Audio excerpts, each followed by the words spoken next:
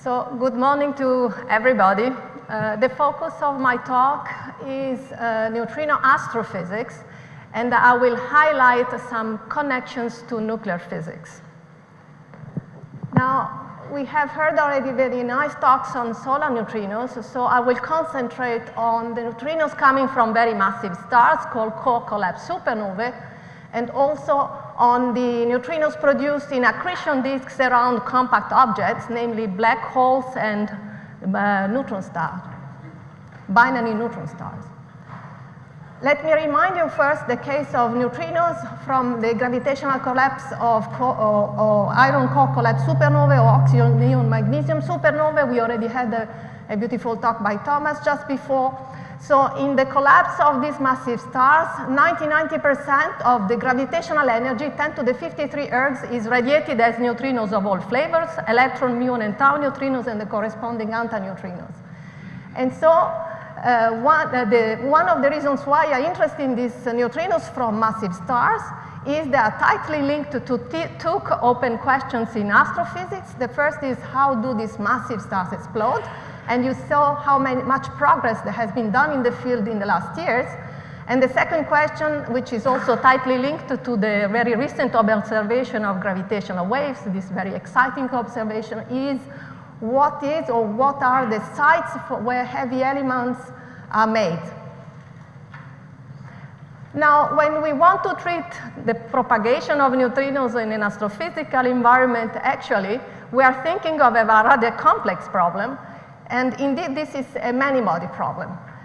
Just in the same way as a nucleus is a many-body problem, we are dealing with a large number of particles. The interaction obviously is not the same, weak in one case and strong in the other. And we have an unbound system of particles, while in the other case it's a bound system. But when we're going to treat this problem, we are dealing with densities. Densities of neutrons and protons for nuclei, and for neutrinos we have expectation values also of a Dagger-A operator, the creation and the annihilation operator for neutrinos, and antineutrinos. And the difference here is that in this case we also have off-diagonal components, namely these indices here that might correspond to different mass eigenstates of flavors are not equal. So we have to deal with density matrices, not with only densities. And these off-diagonal terms account for the mixings. So these will produce the oscillation phenomena that are very well known. So it's a complex problem, and when we want to follow the evolution of all these neutrinos in astrophysical medium, we have to solve evolution equations. And these can be derived, for example, with the well-known Born-Bogoliubov-Green-Kirkwood-Ivan hierarchy that is well known in nuclear physics, which is a hierarchy for correlation function or reduced density matrices that can be truncated at lowest order, giving this equation, the Liouville phenomenon equation for the densities, with this commutator where H is a mean field. The mean field describing the propagation of neutrinos in this medium, in the same way as we have mean fields in nuclei. The difference is we can calculate this interaction term from the standard model Lagrangian by closing the loop, and that gives this Hamiltonian that describes neutrino interactions with the electrons, the protons, and the neutrons that are in the medium. So this is the well-known MSW term that produces the solar neutrino deficit, and well established. But we also have in this very dense environment lots of neutrinos.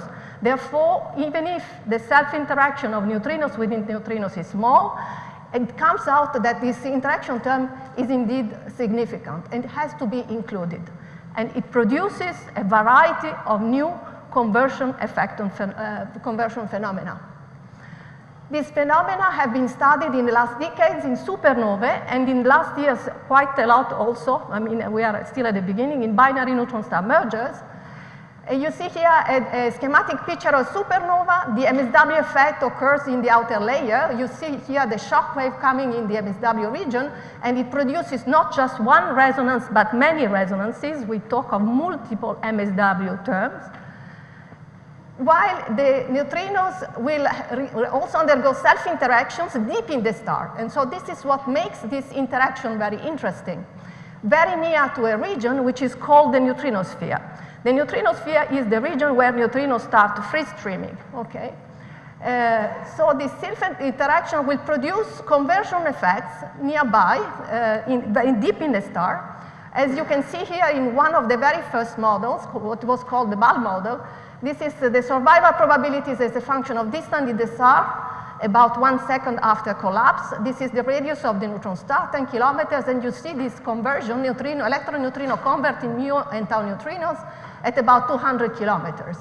So we have studied lots of models actually in the last years, and it turns out that understanding the conditions for the occurrence of this new phenomena is rather complex, and we still have to work a bit to finally assess what they do on the spectra.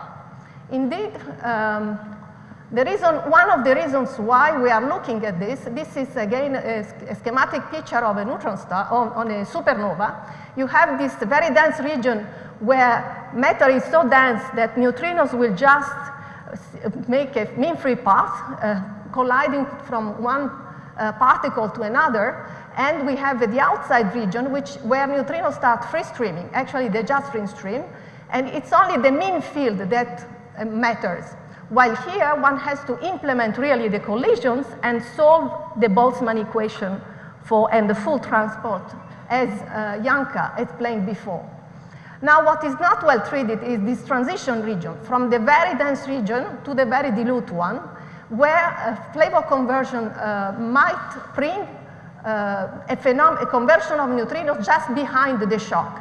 And this is indeed something that people have been looking for many years, because if we have conversion effects behind the shock, the spectra might change, and that can change what we call the heating rate. In fact, neutrinos undergo last collisions behind the shock, and the change on the flux can translate on a different heating rate behind the shock. And therefore, flavor conversion effects could impact the supernova dynamics, nucleosynthesis in these sites, but also in neutron star mergers, and also obviously supernova observations. Now, this is another theoretical comment I want to make. We do not only solve the full evolution equations, but we also linearize the evolution equations nearby the neutrino sphere. Okay, we want to see what happens very nearby this region where neutrinos start free streaming. This is a picture in flavor space.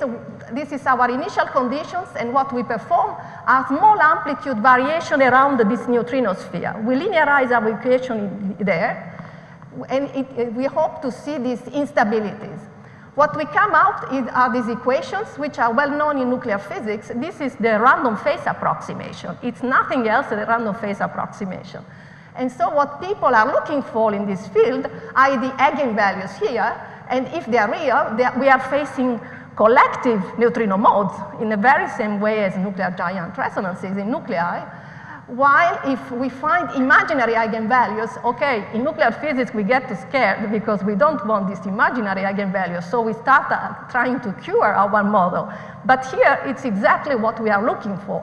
We are looking for the imaginary eigenvalues, which looks puzzling for a nuclear physicist at the beginning, because it's exactly there that we find this instability. That means the neutrinos are starting converting, okay?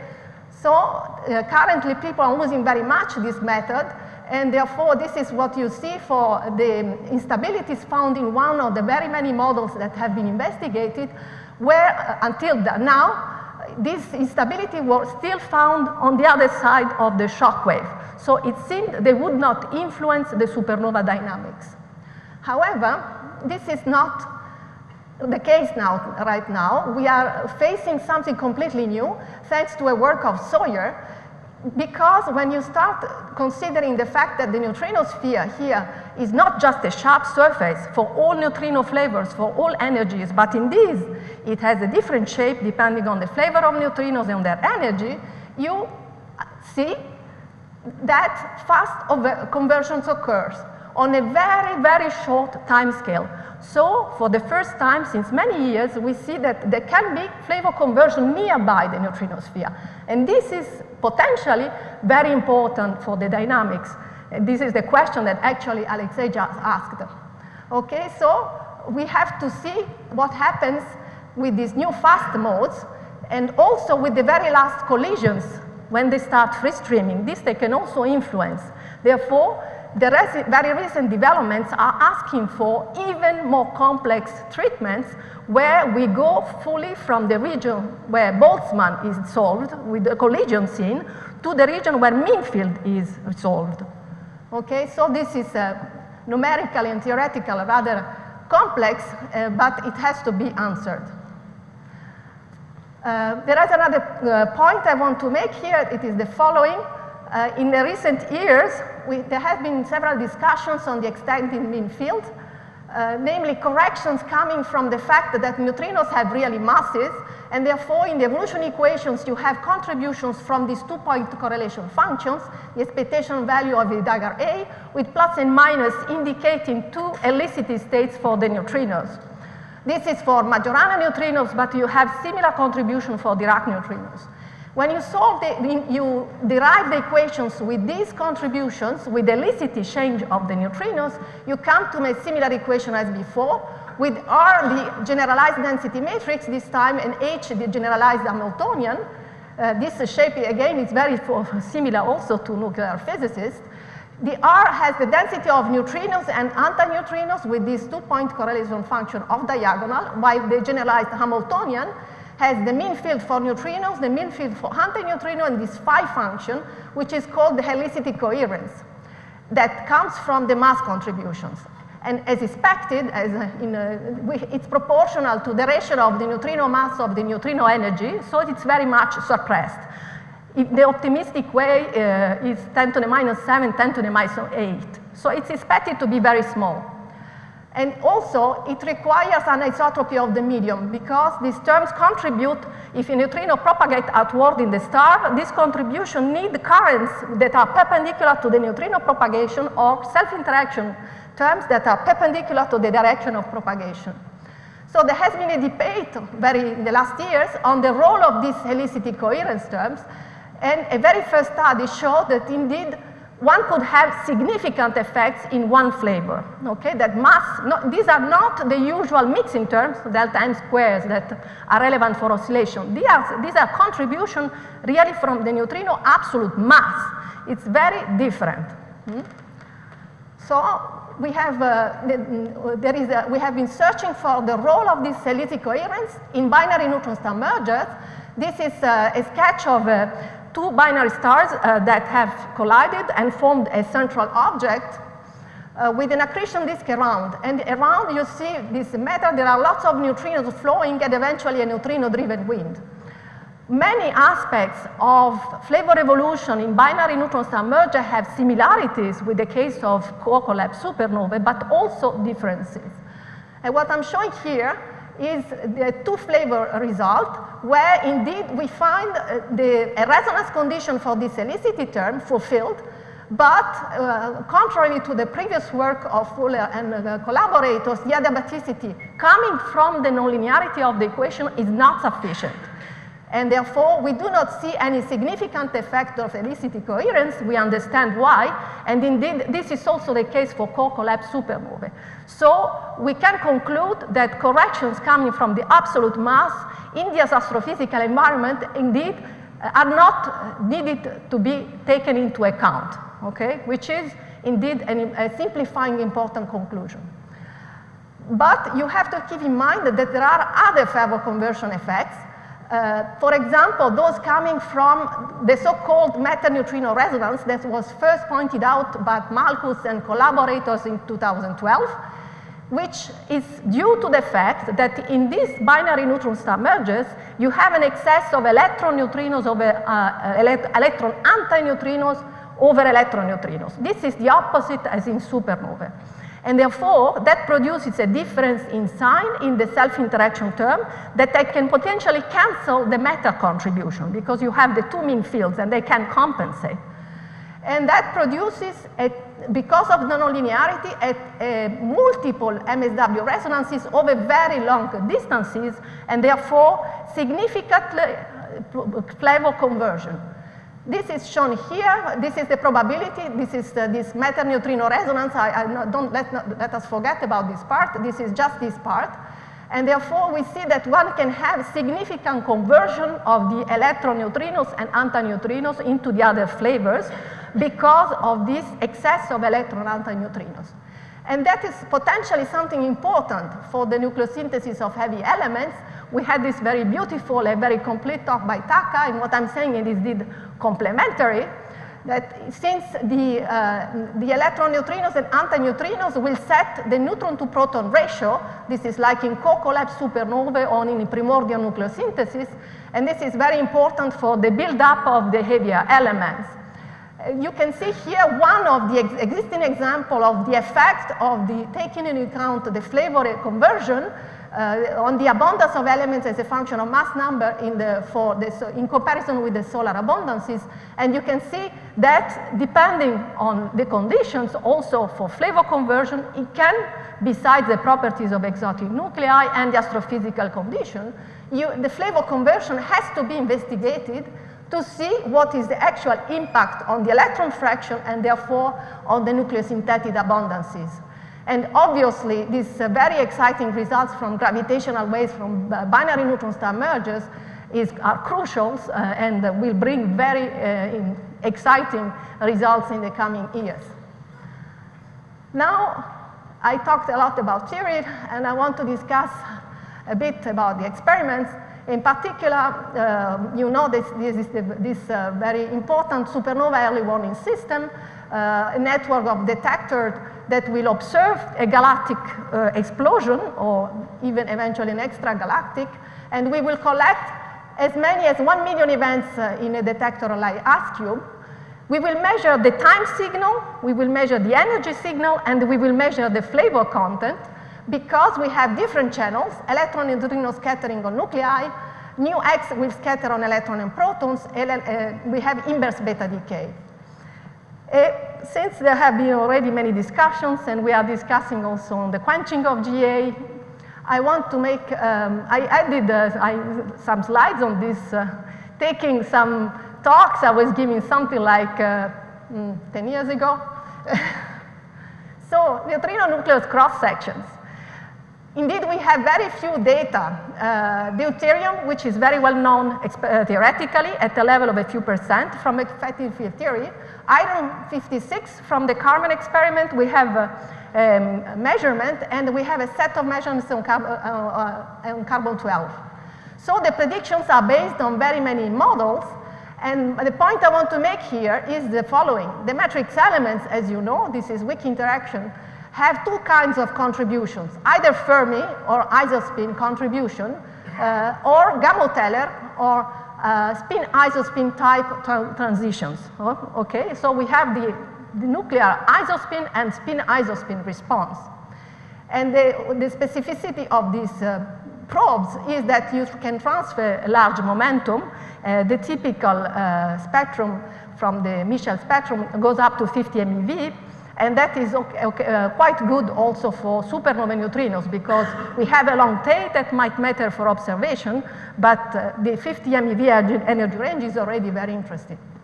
So there are significant variations among the predictions, and I want to just show you two different ways of giving a bit the status in the field. Okay, this is shifted. But see, the cross section is a function of neutrino energy from iron 56. And these are flux average cross-section. It's a ratio of flux average cross-sections for lead. For the typical supernova spectra, we have something like 20 to 30% uncertainty. I think this is a rather good number for the uncertainty on the cross-sections we currently have on some of these nuclei. So for those who have memory in the field, we proposed, and there were lots of proposals for the measurement of these cross-sections. And that dates back 2000, the Orland project at SNS. And I proposed a beta beam in 2003, which was the use of neutrinos from boosted decay of boosted radioactive ion. And that was discussed quite a lot, many years actually. And also many proposals in Japan. So we really wanted to have these cross-sections measured. And so the very good news is the coherent or incoherent collaboration will measure them. So I was very excited when I heard that, because I thought it would have never happened, actually, I have to say. So I want to emphasize that this is important because we will have information on the quenching of GA, although obviously all these cross sections are inclusive. So we add up all the contributions from the state, but potentially we are sensitive both to the quenching of the gamma-Teller type transitions, but also to all the forbidden states. They are all there. So it will give new constraints to the model, and I'm sure new work for the theorists. I come to the last point I want to make in these few minutes concerning observation. And I remind you that the first time we observed such neutrinos from COCO lab supernovae, for binary neutron star merger, the rates are much lower. So we look for effects on nucleosynthesis.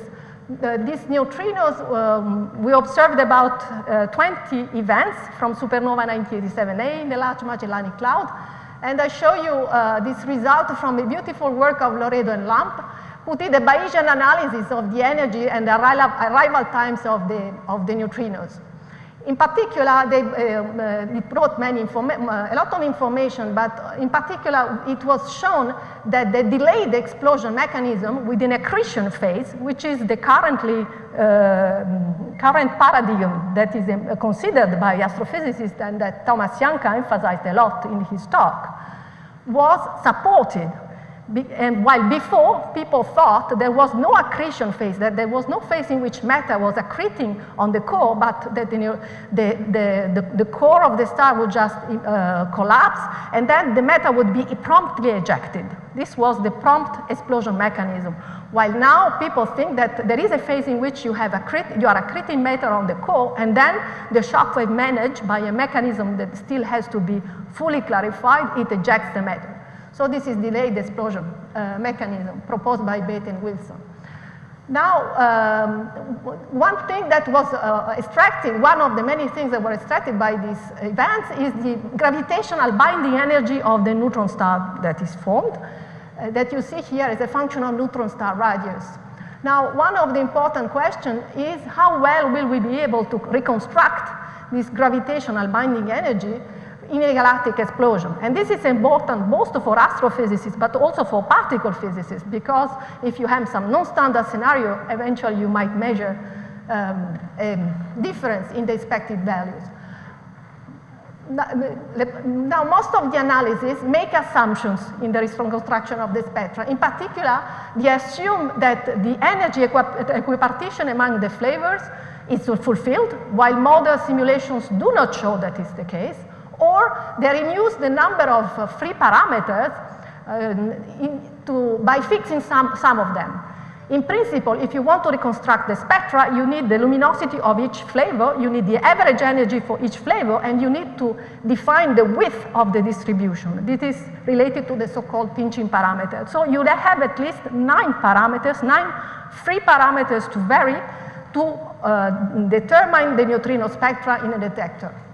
And this work of Minakata was an exception. They considered inverse beta decay in Heiberg-Kamiokande, and actually they come to a very pessimistic conclusion that it would be difficult to precisely measure the neutrino spectra, because you can have degenerate solutions by combining this average energy and pinching parameter that would give eventually the same gravitational binding energy.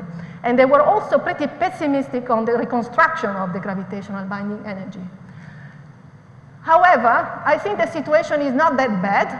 If you do a likelihood analysis without making any assumptions on these 9 parameters, and by considering the time-integrated neutrino spectra called effluence, and moreover, what is more important, you combine inverse beta decay with elastic scattering, and you also consider neutral current on oxygen, then you see that you can measure, you can in principle determine the gravitational binding energy of the neutron star that would be formed in a galactic explosion at 10 kiloparsec, and you can show that you can measure it at the level of 11% accuracy. So even without any assumption on the free parameters, you can measure the gravitational binding energy of the neutron star through the neutrinos with an accuracy of 10%, which is indeed very interesting. And if you now take, you can ask, but what, for example, will I learn about the star? And well, if you take one of these relations, for example, from Latimer and Prakash, that is a relation between the gravitational binding energy and the star compactedness, which is related to the mass over the radius of the neutron star. This is a fit from numerous equations of state of neutron stars. You can have something like this. So this is a band allowed if we measure the gravitational binding energy with 10% or 1%. And if we have information on the star radius, on the neutron star formed, here is shown at 10%, but maybe we will reach 1% or a few percent with gravitational wave observations that will constrain the equation of state. Then, through the neutrinos, we will be able to say what is the mass of the neutron star formed in the explosion. So, I come to my conclusions. Neutrino flavor evolution is a many-body problem. It's a complex problem that is keeping us working very intensively in the last decade. There is this exciting observation that you can have conversion very nearby the neutrino sphere. And this is potentially important for the shock wave dynamics and requires for even more challenging treatments, theoretically. We have understood a lot. There are conversion of neutrinos that are collective in the same way as in nuclei, but the conditions for such conversion are not fully understood, so we need to work more. And so right now, we are not yet able to assess how the neutrino fluxes change because of flavor conversion. We cannot tell you. It's too early. Another important point is that future measurements of neutrino-nucleus interactions, I think, are very, very welcome. And I think this will, in principle, I hope, bring a new understanding or new fresh information on this quenching issue, not only on the allowed states transition, but also on forbidden ones. And as far as neutrinos, this will bring the observation of neutrinos from supernovae will clearly bring new information on the supernova explosion mechanism, exactly as in for supernova 1987A. But also it's important for neutrino properties, and we will be able to extract star properties such as the mass-radius relation. And obviously, the issue of nucleosynthesis in neutron star mergers is a very timely issue. And I think we will learn a lot from the future measurements of gravitational wave in coincidence with electromagnetic signals. Thank you for your attention. Thank you.